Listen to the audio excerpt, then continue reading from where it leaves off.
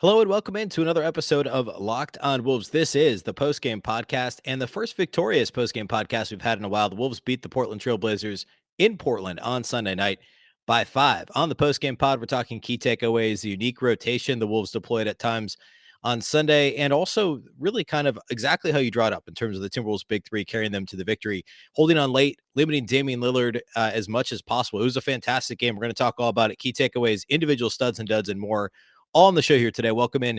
You are Locked on Wolves. You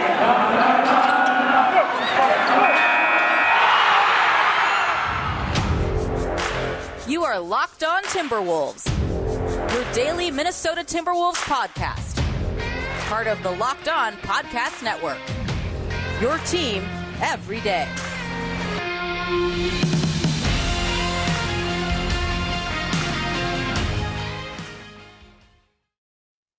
Hello and welcome to the Locked on Wolves podcast, part of the Locked on Podcast Network, your team every day. My name is Ben Beecken. I'm the host of Locked on Wolves. I'm also the editor of Dunking with Wolves, the Timberwolves site on the Fansided Network. Today's episode is brought to you by Prize Picks. Check out prizepicks.com and use promo code NBA or go to your app store and download the app today. Prize Picks is daily fantasy made easy. Happy Monday, everybody. This is the postgame podcast, and it is a happy Monday. The Timberwolves closed out their 5-game losing streak with the victory of the Portland Trail Blazers in Portland on Sunday night by a final score of 116-111. This was a breath of fresh air, and there's a lot to like about this game. So we're going to break it all down, talk key takeaways, how the Wolves held on at the end, what changed from the first half to the second half. And yes, the Wolves were up by 1 at halftime, but they were really a different team in the second half. The first half, they were just kind of holding it together.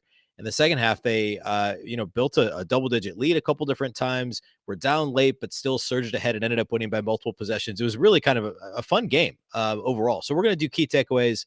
We'll also do individual studs and duds, as we always do in the postgame podcast. That's all coming up on the show here today. First of all, thank you for making Locked on Wolves your first listen each and every day. And remember, the show is free and available on all platforms. That includes YouTube, as well as all your favorite audio platforms, Apple, Google, Spotify, and the all-new Odyssey app. You can also follow the show on Twitter at Locked on T-Wolves and at Beecken with 2 B's, 2 E's, C-K-E-N. All right, so this game, just kind of the setup real quick. The Blazers came into this game having lost 4 and I think 6 out of their last 7 games. The Timberwolves had lost 5 straight. The Blazers had been missing Damian Lillard for the better part of the last couple of weeks. They also had a couple of other guys. Anthony Simons had missed the last 3 games. Nasir Little, I think, had come back and played 1, but had missed like the 4 or 5 games just prior to that. The Timberwolves, of course, no D'Angelo Russell the last 3. Just the second game back for, I guess, third game back now for Patrick Beverley from injury. And a handful of guys, have been out going back 10 days or so due to illness and all that stuff. So the Timberwolves were finally, if D'Lo played, which he did, they were going to be full strength. The Blazers were effectively full strength. No Zeller, no Cody Zeller, no. There's somebody else. Obviously, CJ McCollum is out for an extended period of time with the collapsed lung. So understand that the Blazers didn't have McCollum, but the point here is that both teams really needed this game. Both teams were desperate. Both teams had their star point guard coming back. I understand also Lillard's on a different level than D'Lo, but whatever. There's some symmetry there. And I mean, the Blazers and Timberwolves were both coming into this game at 11 and 15, and just needed a win badly. And also, it's a really intriguing matchup. I mean, the Blazers are a top 10 offense, bottom 2. I think they're 29th coming into the game in defensive rating. The Timberwolves, for much of the year, have been a top 10 defense. I think they were number 13 in defensive rating, but a good defense and a bad offense, really a bottom 5 offense so far this season. So you had strength versus weakness. It's the something had to give situation. Digging a little bit deeper, I guess we didn't really preview this one since it was a Sunday game, but the Blazers were middle of the pack in getting fouled in terms of free throw attempts on offense. Good offense that is middle of the pack in free throw rate, middle of the pack in 3-point percentage. They're just overall good and efficient and solid, and obviously rely on Dame and on CJ McCollum when healthy, obviously quite a bit. And with those guys out, of course, they've been struggling a lot lately. Whereas the Timberwolves are dead last in opponent free throw rate. They allow a lot of free throws. They also have lately been allowing a lot of made 3-pointers by opponents. So again, something had to give. Well, early in this game, we saw why both teams are 11 and 15. It was just very sloppy. The Timberwolves led by 7 at the end of the first quarter, but the defense was pretty miserable for Minnesota. They were not executing their pick and roll defense well at all. The Blazers were kind of manipulating the Timberwolves coverage. A lot of Yusuf Nurkic, rolling to the basket, creating open 3-point opportunities because the Wolves were just kind of getting sucked to the middle of the floor and allowing the Blazers wide open 3-point attempts. It was really just a lazy, for lack of a better term, defensive effort by Minnesota early in the game. Thankfully, the offense was clicking. But it just didn't feel like a good start to the game. Lazy defense. It took kind of the whole first quarter for the Timberwolves offense to really get going. Nobody really stood out as an individual, strong individual performer for the Timberwolves in the first quarter. Second quarter, Anthony Edwards got going, but the defense still wasn't very good, and Minnesota was just up 1 at halftime. Third quarter, though, it was all about Karl-Anthony Towns. Really came alive, and the Blazers limited him in that Towns didn't even make a 3-pointer until the fourth quarter. He had only attempted he never made a 3-pointer in this game. I think he hit one in the corner. His foot must have been on the line. But weird. He attempted 1 3-pointer in the first half. The Timberwolves were trying to get him touches around the elbows, which they've done a lot more of lately to try and avoid the double team. Towns did have a couple of bad turnovers. Right? There was a travel. There were 2 offensive fouls in the first half, at least one of which was very ticky-tack. But again, we're still looking at a player who roughly a third of the fouls he commits going back to last year and this year combined are offensive fouls. And Towns had some issues with that in this game. But in the third quarter, he got fouled a little bit. He was a little bit more creative with his offensive game. The Timberwolves continued to go to him. He was great on the glass. Did a lot of that work in the second and third quarters in this game. Strong third quarter from Towns. The Timberwolves actually built, they had a 12-0 run. They built a double-digit lead. The Blazers turned around and had a 12-3 run of their own, got all the way back into it. And the Timberwolves again built a double-digit lead early in the fourth quarter. But it got down to the Blazers actually took a 2-possession lead in the final 6 minutes or so of this game.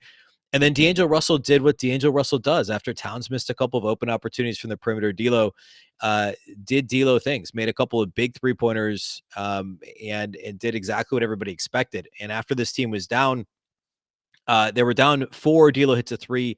The Blazers come down and score. Then they were down 3 again. Russell makes another 3. After the Blazers timeout, the Timberwolves come down. They get a switch so that Lillard's guarding Towns, and D'Lo looked like he was ready to pull it out and take on the big one-on-one.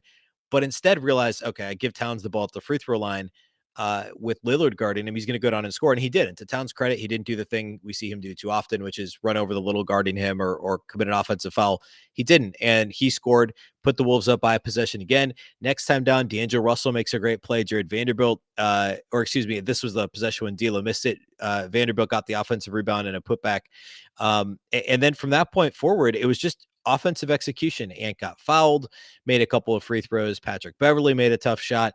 And the Timberwolves pulled away in the final couple minutes. There were some missed free throws. D'Lo missed a couple of free throws when they were up 6 with 34 seconds left, which actually this game got down to 1 possession then with 15 seconds left. But then he made a couple of free throws to seal it. So overall, good late game execution. And I'll talk more about this here in key takeaways, but this was really kind of an instance of Ant had a good second quarter. Cat had a good third quarter. D'Lo, for the most part, had a great fourth quarter. And it was just kind of the way you draw it up, a well-balanced attack for Minnesota. There were some unsung heroes along the way as well. And I definitely want to dive into that. So let's go ahead and get right into key takeaways, because that's where I want to spend most of the time here on the show today. First, though, before we dig into that, let's talk about our good friends over at DirecTV. Does this sound familiar? You've got one device that lets you catch the game live, another that lets you stream your favorite shows.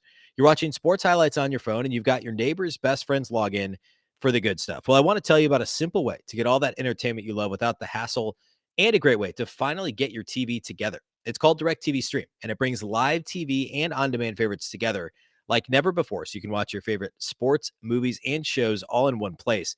That means no more juggling remotes and no need to buy another device ever again. And the best part is that there's no annual contract. So get rid of the clutter and the confusion and get your TV together with DirecTV Stream. You can learn more at directtv.com.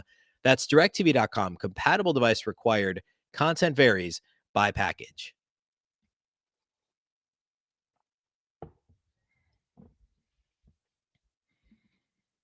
All right, let's talk key takeaways. So number one, the Timberwolves defense. They ended up giving up 111 points in this game, and it certainly wasn't perfect by any means. But the Blazers are a top 10 offense. They've been a really good offense. Damian Lillard played in this game.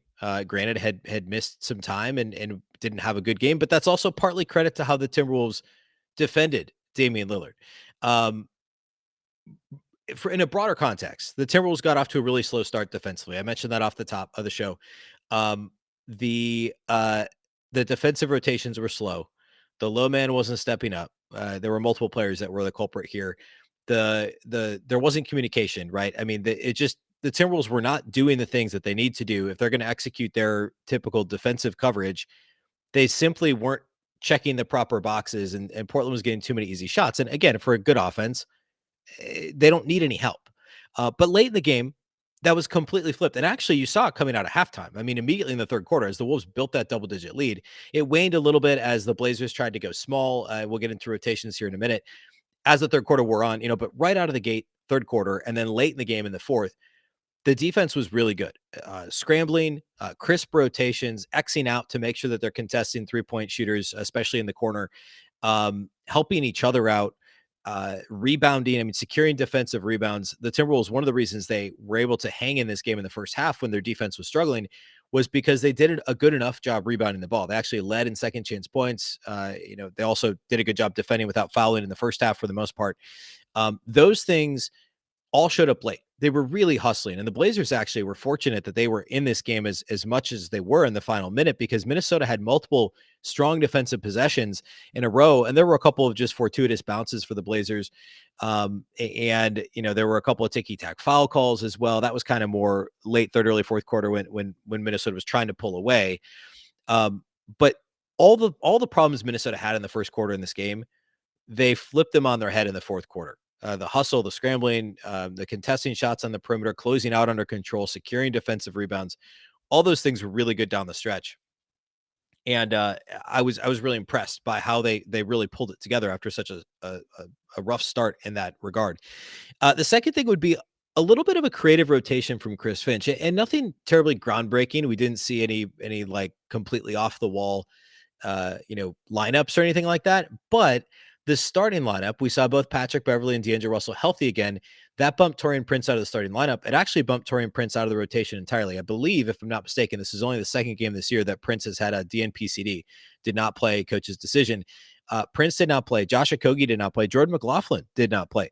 Landro Balmaro was once again one of the first subs off the bench for Minnesota, but that was his only stint. He played 4 minutes late in the first quarter and didn't see the court at all in the second half. Naz Reid did not play well in the first half. And then when the Blazers tried to go small in the third quarter, Minnesota decided to stay small themselves, keep Naz Reid on the bench when Karl-Anthony Towns was on the bench, and put in Jalen Noel in the backcourt with D'Angelo Russell. And I believe Vando was at the center spot and Jaden McDaniels at the 4. And it worked out okay. Eventually they came back with Naz, and actually Reid had a pretty strong second half stint after really struggling in the first half. But the willingness to go small, and because of that, Naz Reid only played 9 minutes in this game. Now, he turned it over 5 times in 9 minutes. So he may or may not make an appearance in the studs and duds segment later. But I thought that the creativity there. Oh, and Jalen Noel. And actually, I'll save most of his for just a minute here. But Jalen Noel played 11 minutes in this game after being a really fringe rotation member. But he was 8th on the team in minutes played in this game for Minnesota. So Finch's willingness to be a little bit creative with the end of the rotation. Again, nothing crazy with the top, 6, 7 guys. I mean, it's the starters, Jaden McDaniels, Malik Beasley, but it's those other 3 spots that he toyed around with a little bit and wasn't afraid to give guys like Prince and Okogie a DNPCD. I thought that was notable. The third thing would be some of the kind of unsung heroes for the Timberwolves, and Jared Vanderbilt being one. I mean, we obviously spent a lot of time this year talking about Jared Vanderbilt. I don't know at this point that he would be an unsung hero necessarily, but in this game, it's easy. And I already did focus on, the big quarters individually that Ant, Cat, and D'Lo all had, because they all had big individual quarters. Jared Vanderbilt was the constant throughout this game. 14 points, 8 rebounds in 31 minutes. 14 points on 6 of 8 shooting. Vando getting 8 shots up is a shock. He had 3 steals and a block, only 1 turnover, and only 1 foul committed in 31 minutes. Was a +9 in the plus-minus category. Hit a corner 3 in his only 3-point attempt. Hit that earlier in the game, or I guess it would have been third quarter. Then the next time he got the ball in that same corner, Nurkic had to run out and respect the fact that Vando can make a corner 3. Remember, he made one on Friday night as well. So this is consecutive games where Vando hit a corner 3. And I'm not saying Nurkic should have closed out as hard as he did, but he did. Vando actually put the ball on the deck and drove in for a dunk, which we see him get dunks on, from the dunker's spot, getting, a pass shoveled to him, or maybe on an offensive rebound, maybe in the open floor as a cutter. Occasionally he had a dunk as a cutter in this game on a nice pass from Towns in the first half. But to see him put the ball on the floor in the half court and get to the rim and get a dunk was awesome. And I don't know that that's going to be a regular part of his game, but the fact that now that's on tape and teams have to know that he can hit a quarter three and he is willing to put the ball on the floor and is obviously athletic and explosive when he gets into the paint. Bonus there, Vandos actually has a decent handle for his size and for someone that doesn't handle the ball very often. He also didn't have to catch the ball in traffic, which we know that Vando, one of his shortcomings is he doesn't have great hands. But if they can get 14, 8, and 3 steals in a block, 1 turnover, 1 foul in 31 minutes out of Vando, that's fantastic. Jalen Noel would be the other one. I've always been a fan of Jalen Noel. I've talked about him. If you have listened to the show for a long time, I've clamored for more minutes for Jalen for a long time. Side note, wouldn't shock me if eventually he eats into Malik Beasley's minutes a little bit. If Beasley continues to play how he's played for much of this year and Noel plays like he did on Sunday in Portland, 5 points and 3 assists in 11 minutes isn't really sexy, but he actually initiated quite a bit of offense in the third quarter. He was on the court with D'Lo, but D'Lo was playing off the ball for a little while. Noel initiated some offense. He had a couple of those assists were really nice dimes. And he hit an open 3 in the corner and just did things that you want to see a backup guard who gets the opportunity to get in the game in a relatively close game. And at the time, I think it was the Wolves were kind of around 8 to 12 point lead range. He did exactly what you want to see. And I think he earned more minutes moving forward. My last key takeaway would be the balance that the Timberwolves showed offensively in terms of this wasn't like, okay, Ant went for 35 or Cat had one of his monster games, or it was all D'Lo late and they just kept feeding him. This was Ant took over the second quarter and otherwise had just kind of a so-so game. He had a couple of big free throws late in the game and also a big bucket in the paint, but 24 points on 13 shots. That's really efficient for Ant. He didn't try too hard to take this game over. That was great. Cat was balanced, 23, 10, and 4. He turned it over a little bit, but the third quarter was big. He was a huge part of the Timberwolves building a double-digit lead in the first place. D'Angelo Russell, very quiet until the fourth quarter. He showed up and hit a couple of big threes, hit a couple of free throws to seal it. I think he had 10 points going into the fourth quarter, maybe 8 points going into the fourth quarter. He finished with 18 on 12 shots, had 4 made threes. Another solid D'Lo close to a game, and you're looking at 3 quarters that were each dominated by, or maybe not dominated, led by individual stars on the Timberwolves. And if the Wolves can get, each of those 3 guys scoring at least 18 points on a given night, combining for, I guess the assist to turnover ratio wasn't all that great because of Cat's 5 turnovers, but taking care of the basketball, initiating offense, those 3 guys, you're going to be in good shape. And that's going to make the Timberwolves a playoff team this year. And that's what we saw in terms of balance on Sunday in Portland. Okay. I want to close the show by looking at individual studs and duds, as we always do. So we're going to do that next. First, though, let's talk about our friends at Built Bar.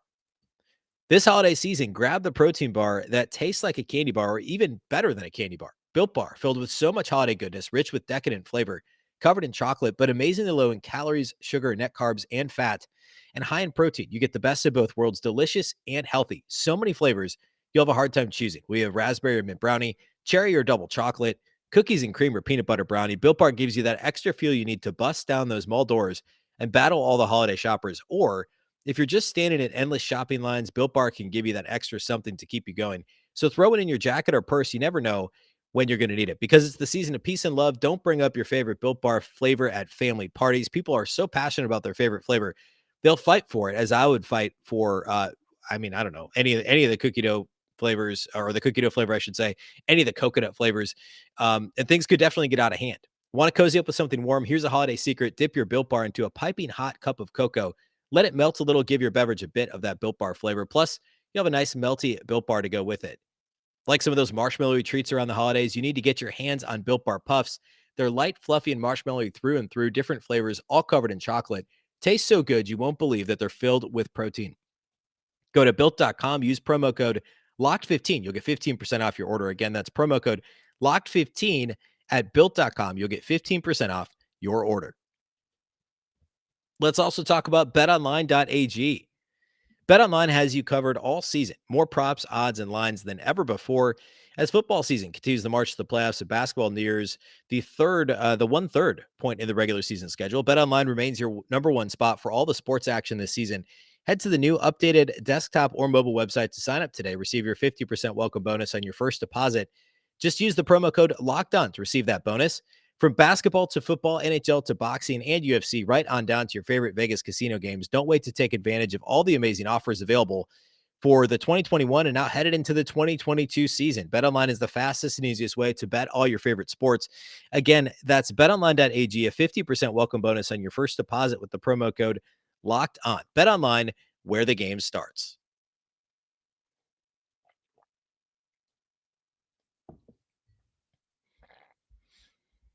All right, let's talk individual studs and duds in this one. Number one for me, it's actually kind of tough. I mean, I just finished talking about how balanced the Timberwolves were offensively. I'm actually going to give Jared Vanderbilt the number one stud because he was so consistent throughout. The Timberwolves needed him on the glass on both ends of the floor. He had 8 rebounds total, 3 offensive, 5 defensive, 3 steals and a block, only 1 turnover. They need Vanda to play strong defense, to rebound the ball, to be energetic, obviously, and to not turn it over or not make mistakes when he does touch the ball on offense. And for him to be 6 of 8 from the field, only commit the 1 turnover is a really strong performance. I talked about him last segment. I don't need to spend that much more time on him, but this was a really good Vanderbilt game. And his performance stood out to me the most of anybody on the Wolves. I'm also going to give Karl-Anthony Towns a stud. And I know that he had more turnovers than assists. He had 23 points, 10 rebounds, 4 assists, 5 turnovers, no blocks, no steals. But this was a strong Karl-Anthony Towns game, and I'll tell you why. I think he allowed the game to come to him. The Blazers did a good job defending him, and Nurkic is not. It's not a picnic to go against Yusuf Nurkic, and also the Blazers did a good job of trying different guys on Towns. Right? I mean, they put Rocco on him, Robert Covington, the former Timberwolves, for a while, and Covington had a great game. 4 blocks, 5 steals for Covington. But the Blazers kind of tried to have it both ways with how they guarded Towns. And Minnesota moved Towns around enough so that he wasn't simply catching in the low block and being doubled. They did that a little early. He turned it over a couple of times. But Towns allowed the game to come to him in a really good way. Like it never felt really that he was out of control in this game. There were a couple of moments. There always are. But of the 5 turnovers, I think 3 were offensive fouls and 2 of them were ticky-tack at best calls. And I'll give Towns the benefit of the doubt on those. Or really, honestly, he doesn't need the benefit of the doubt. They just were ticky-tack calls, and they could have gone either way. Again, part of it is Towns' reputation precedes him as somebody who flails around, commits offensive fouls, etc. Fair or unfair, that's a fact, and that happened in this game on a couple of those. I thought that Towns was smart with the ball. He had a couple of really nice passes in this game, a couple of good looks that did not lead to baskets, a couple that did lead to fouls at the rim for teammates that ended up, shooting free throws. And Towns did attempt 10 free throws in this game. He was aggressive enough, 23 points on 17 shots. It's weird that he didn't make a 3. I've been saying now for a few games that the Wolves need to get him more 3-point attempts. And Towns had a couple he should have made that were open looks. But 9 of 10 at the line, the 10 rebounds is nice. His rebounding numbers have been down a little this year. Generally speaking, this is a very good Karl-Anthony Towns game. And if he doesn't have a big third quarter, the Wolves don't win this game. That's how they built that double-digit lead. And I know that Portland came back from that. But that was just kind of that post-halftime surge that Minnesota needed, and Towns really keyed all of that, I should say. So Towns also gets a stud in this game. So 1 to Vando, 1 to Towns, and the third one's got to go to D'Angelo Russell because he was so good down the stretch. A couple of missed free throws notwithstanding, 18 points, 5 rebounds, 5 assists, 2 steals, 5 of 12 shooting. Very efficient night. 18 points on 12 shots for D'Lo, 4 of 8 outside the arc. 4 of 6 at the free throw line. He had those 2 misses that would have stretched it to it would have made it a 2-possession game in the final minute. But then he did come back and hit the game-sealing free throws at the very end in the final seconds. So 18, 5, 5, and 2 steals, only 2 turnovers, and a team best plus 20 in the plus-minus column for D'Lo. And tied for a team high, 35 minutes played. So good return from the ankle soreness for D'Lo, and didn't really show any ill effects there. He was also strong defensively.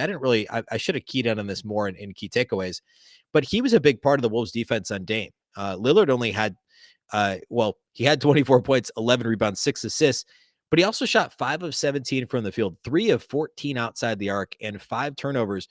And this wasn't just Lillard missing open shots. He missed a couple of open 3-point attempts early in the game, but Minnesota actually, by and large, did a really good job making life difficult for him. contesting his shots. A lot of it was Patrick Beverley. D'Angelo Russell helped a little bit. Malik Beasley was actually pretty solid defensively as well when he was on the court. I thought the Wolves did a good job of defending the point of attack. And there's no team that's more important against than the Damian Lillard led Portland Trailblazers. So really strong job across the board defending Dame. I wanted to slide that in there. I should have said it earlier. But D'Lo was certainly part of that. A good all-around game from D'Angelo Russell. In terms of duds, I'm going to really narrow this down. I'm going to say Naz Reid's first half. It was a really rough stint for Naz. It was like a 5-6 minute stint in the first half. Not good. Second half, he was much better. Overall, in 9 minutes, though, he somehow turned it over 5 times and only had 1 rebound for Naz Reid. So difficult game for Naz, but specifically in the first half. He's struggled a little bit of late the last couple of weeks after having a really strong stretch right before that. Everybody has rough patches. Hopefully Naz doesn't lose any confidence. And depending on the matchup, we saw early in the season, he saw a lot of minutes next to Towns at the 4. That wasn't feasible in this game, certainly against a team that loves to play small in Portland. But hopefully we see more of that moving forward. Also, Malik Beasley was a little bit underwhelming. I mentioned his defense was good. He did hit a couple of big threes in the second half. But again, 23 minutes and only 6 points on 5 shots for Malik is not what the Timberwolves signed up for when they extended him last offseason. So here's hoping that Malik can kind of pull out of the weird tailspin that he's been in for the majority of the season. That's pretty much it. There was nobody else individually that had a terrible game for Minnesota. So all things considered, a really strong performance from the Timberwolves to win by 5 on the road. Portland's always a tough place to play. I mean, Portland's came into this game 11-15 overall, but they were 10-4 at home. So they'd only won 1 game on the road and have still been a really good home team. They got Dame back. They needed this game badly too. Minnesota came in and they won it. Now they get a couple of nights off, and then they'll head to Denver to take on the Nuggets, who have also underwhelmed this season.